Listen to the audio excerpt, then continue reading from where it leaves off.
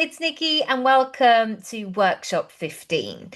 Let's assume your clients want pockets in every situation. And how can you serve them? Before we get going, as always, I'm Nikki. I'm delighted that you are here, even if you've been here a long time, even if you're brand new to my work. I am thrilled. I really am so grateful that we can have these conversations. I have been practicing this work of being a personal brand for over 25 years, and I've been in the strategy space for over 15 years. In this space, we talk about all sorts of things from planning to pricing and packaging your personal brand, from positioning and presenting, and the personal stuff. Now, if you want to go deeper, I have some longer workshops on my website. You can access them here, nikkiaraby.com/workshops. Also, if you are watching this and you want to collaborate or you're interested in becoming a one-on-one client, come on over to my email, hello@nikkiaraby.com. Back to the pockets. Pockets are spoken about so frequently. I'm not sure if it's my age. I'm not sure if it's my algorithm. I'm not sure if it's perimenopause. It could be all sorts of things. But when I am on my social media feeds and I'm watching fashion content or people who are out and about and they're talking about their clothes, they often refer to the fact that it has pockets or it doesn't. If it has pockets, it is a great, brilliant thing. And if it doesn't, oh my goodness, it could be a game changer. It could be a refund request. And the reason that I want to talk today about pockets is the convenience of them. The fact that it can be on the go, the fact that it can be more casual, comfortable, accessible, and workable, and to give you options essentially. And the reason I want to talk about pockets is that more and more conversations that I have, clients need this in their business, in their growth. We are not in a position where we can all be the same. This is not an attendance measure. This is not like, well done, you showed up Monday to Friday, 9 to 5, and you sat in the same seat. Most of us need more flexibility than that.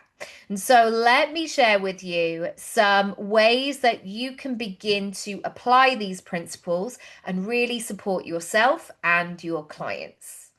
I know my clients want to use their brilliant skills and make them magically appear out of their pocket at any time. So, therefore, if you think about you, if you think about your personal brand, I want you to really consider how you are showing up. How can you make the point of entry a workable, doable opportunity rather than creating walls around your offer that are so high that people go, I would, yeah, I like you. I like your content. I like what you're talking about. But the way that you're offering it, I'm never ever going to get involved. Now, there are some offerings that are going to work really well for certain people and not for others. So let me use the retreat model, for example. Some people go, I need, in order to do this thing, so maybe a juice cleanse or a wellness retreat or something like that. Somebody might get to that stage where they go, I am ready to detox. I'm ready to relax. I'm ready to nurture my body. I want to be away from my normal routine and I want to do this. I don't want to be dabbling in and out. If I'm doing it, I'm doing it. So 7 days. Now, for me, with 2 kids at home, I haven't found that I've been in a position where I'm just going to go, see you kids, I'm going to go and drink juice for 7 days. So see ya. However, that doesn't mean that I don't want to stop having health benefits in my life. And so, one of the things that I like to do regularly is I like to cut sugar for a bit. And I might cut sugar even for a week or a weekend or a couple of weeks. I think the most I did was about 3 weeks. and I can manage that myself. I can cook at home. I often work from home. So all of that is doable. And so, what we need to do is to really understand the people that you are supporting. For example, when I am doing a content strategy with clients, I am not envisaging that this content strategy will have a whole team of people, a whole film crew, a whole production company. I'm not assuming that this is going to be a multi-million pound campaign. I am assuming it's going to be somebody grabbing their phone, grabbing a desktop, whatever it might be, their iPad, and beginning that or opening a Substack. And so when I am talking about content, I'm actually talking about the meat and veg of that content rather than focusing on camera lenses. The next thing we need to consider is that people who work with you want to earn money. They want your skill set, they want to take your learnings, and they want to apply them into their business or into their life that's going to give them that ROI.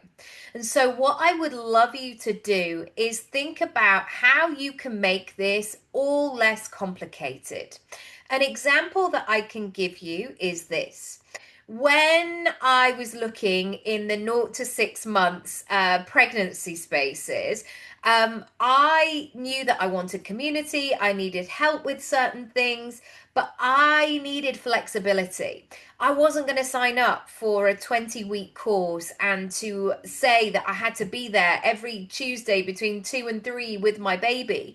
Because if we both had a terrible night, honestly, the last thing I wanted to do was to get on 2 buses to go to some dusty church hall somewhere.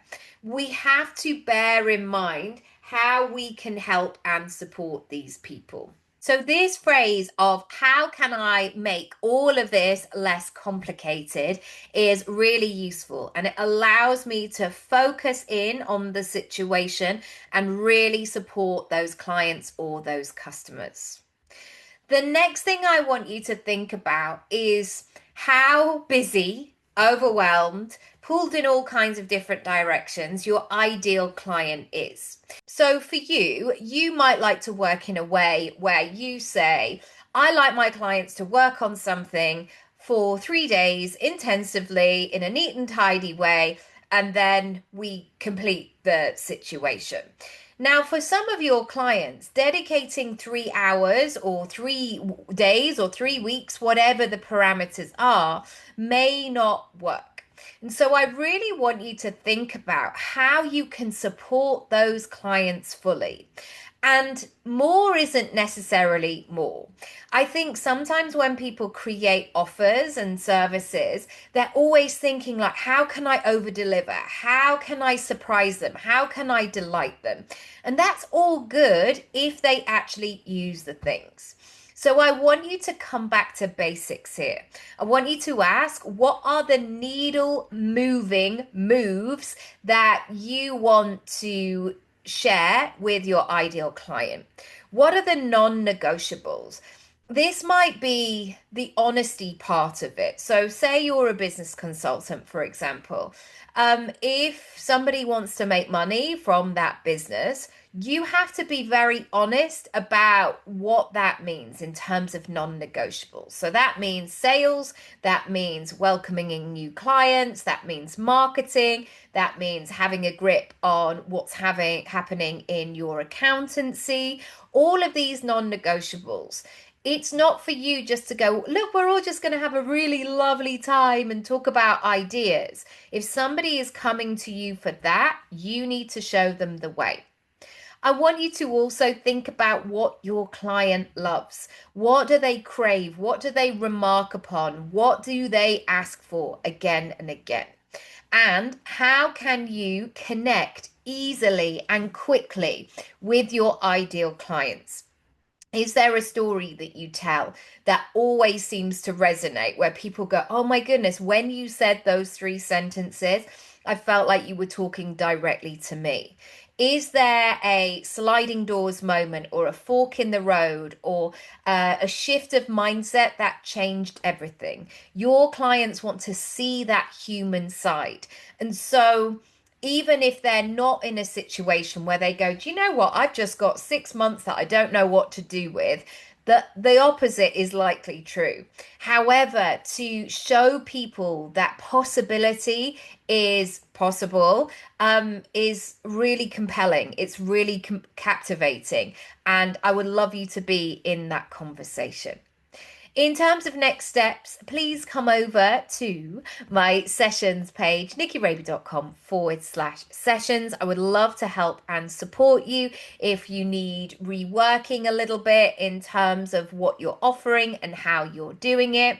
And if you are ready for, I guess, a more intense moment, although you can absolutely look on my shop, there are lots of different ways to work with me. Maybe you want to join the 100 Club.